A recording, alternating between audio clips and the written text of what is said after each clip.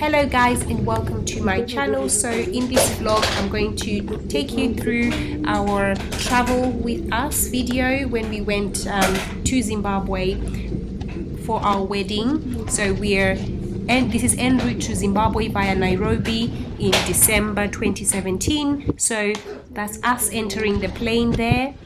That's me, hiya, hello, and that's mom, hiya. Yeah, so basically I'm going to go through a whole lot of tips, and we're really excited at this point to be traveling, going back home to see our family and friends. So obviously, traveling with two toddlers, I was afraid that everyone is on the plane is going to hate me. So, if you have toddlers, you'd feel the same way. It's a worry that I thought, screaming babies, or, everyone would be like, that parent on the aeroplane had a screaming baby. But then, the boys were fantastic. And so we're just going to discuss in this video how it all went. So we're looking for our seat numbers. We made a mistake of not booking a direct flight, so we were going to have a layover, a very long layover in Nairobi, Kenya, before getting another plane that goes via Lusaka to Harare. So obviously before we got on, we visited the restrooms before we got on the flight. It's important, guys, to always take advantage of the pre-boarding. So we found that it really saves time. If you've got children, you're allowed to enter into the plane first. That's why you can see that the seats are empty, because everyone is in the queue while we are allowed in first. So landing was the biggest problem. Obviously it puts a little pressure on those little ears, causing pain and making babies to scream on aeroplanes. That was the only kind of flight tantrum that we had. Otherwise the boys were really fantastic. 2-3 hours in Nairobi would have been good, but I think it was slightly more than that. But we didn't find ourselves running through the airport with baby diaper bags, car seats and stuff. So this is us at the Nairobi airport. So in the time that we were at the airport, the children could run free to burn off a little bit of energy. So we made sure that we visited the airport restroom, and for that extra leak. So our children, luckily, they were not in Pampers anymore. That's my mom.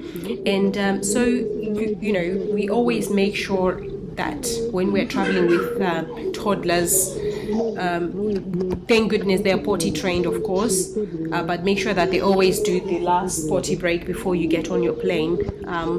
So this leads to less work in the air for mom and dad, and it's less inconvenient for those seated nearby. I think we had the whole row to ourselves though.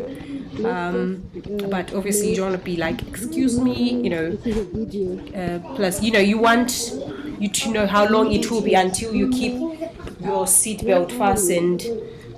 There's always that sign, that keep your seatbelt fastened. So it's better to be safe than sorry. Yeah, and stinky. So you guys, it's important, like I said, always make sure, take advantage of that boarding early, pre-board with your toddler, with your baby, get in there first. Buy separate airplane tickets. So we actually bought tickets for our boys, and this was a safer option. It also gave us more room to spread out and relax on the plane. As you can see, the boys we had the whole row to ourselves, really. So it was really good. Also, I know there are lap seats for babies, but sometimes you want, it's the smart and the right thing to do, that everyone in the family arrives safely at their destination. So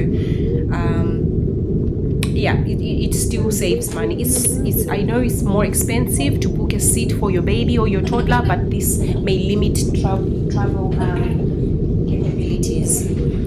So for this reason, I would say it's important. Air travel tickets can be one of the, it can be quite expensive to travel. So it's always important that, you're all planned and prepared. Of course, try and keep your baby buckled in the seat, in the aeroplane seat. So I'm sure your child is used to being buckled onto their car seat during your trips to the zoo or to the shops. My kids are very, very used to this. And, of course, the time will come when you need to unbuckle your youngster for a potty break or to stretch those little legs. We made sure that our kids stretched out their legs, especially during the long flight. But once your child tastes the sweet freedom, though, you might struggle to get him or her back into the seat. That's what our kids were like. Can you see Ima's kicking his legs around there? So Ima was a newly walking toddler, so he wanted to always run up and down the aisle non-stop. So it was best for him to stay securely fastened as long as, reasonably long. So that's Daddy always telling them to sit down. Ashley could not take it. He was sitting in his brother's chair over there. We're really excited though. We're looking forward to visiting Africa from the UK. I had my baby bag with me at the top, obviously, with all the baby food, snacks on the plane. The plane food was very good. The plane tickets were very affordable. Just in case there are any delays or severe cancellations, you need to make sure you have those diapers. I had them into those, the snacks. So the last thing you want to deal with is a hungry, thirsty, dirty diapered baby. When you are stuck, in some kind of hotel room overnight or whatever, you don't want to be hungry. So we always made sure we loaded up on our food. Also, we would dress in comfortable clothes. Whenever we are flying, I always make sure that I just put on, extra. I wear layers that are helpful for breastfeeding. I think I was breastfeeding Ima, I can't remember now. But then I would suggest that, just always make sure you have those blankets. That my mom is very good at putting the kids on her back. So just because my mom was there, I was just so comfortable because she knows how to handle, and I had that help that I need. There are always those blankets from the flight attendants as well. So they have pillows. It's quite cozy. It's quite comfortable, to be honest. I don't know what airline it was, whether it was Kenya Airways, but I think it was, comfortable and convenient. Thank you very much for watching. Subscribe to our channel and look out for more fun videos. Peace.